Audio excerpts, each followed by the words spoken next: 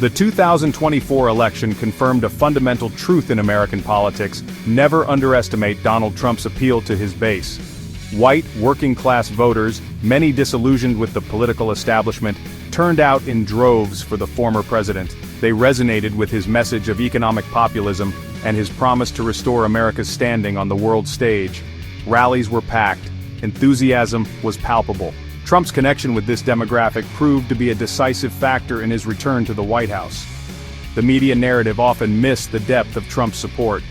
Pundits focused on his controversial statements and Twitter tirades.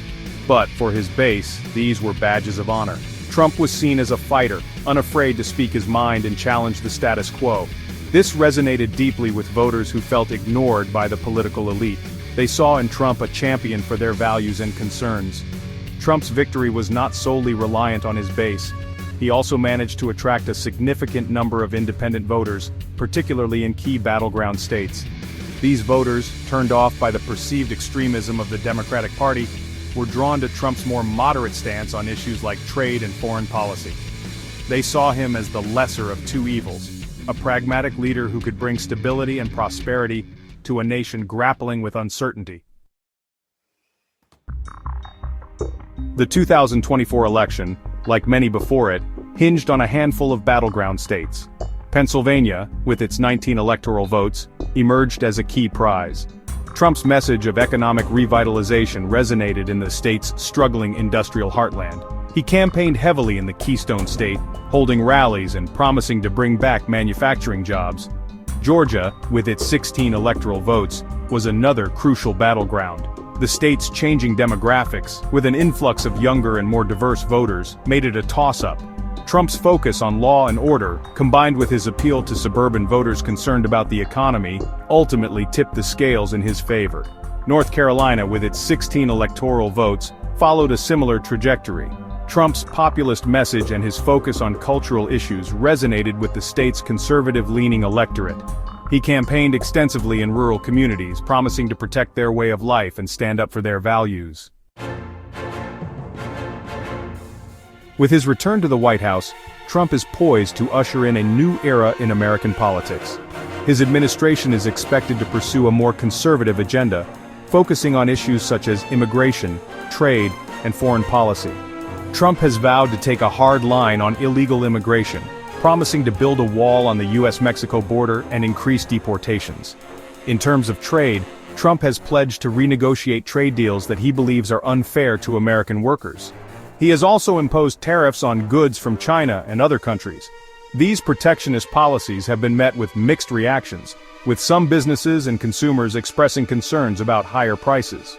Trump's foreign policy is likely to be characterized by a more isolationist approach. He has expressed skepticism about America's role in international organizations such as NATO and the United Nations. He has also withdrawn the United States from the Iran nuclear deal and the Paris Climate Agreement. These moves have drawn criticism from some world leaders, but Trump has defended them as necessary to protect American interests. Trump's victory has sparked uncertainty in the travel industry. His hardline stance on immigration, particularly his focus on stricter border control and visa policies, has raised concerns about potential negative impacts on inbound tourism. The travel industry, still recovering from the COVID-19 pandemic, fears that these policies could deter visitors and hinder the industry's fragile recovery. On a more positive note, Trump's administration is expected to be more favorable towards the airline industry.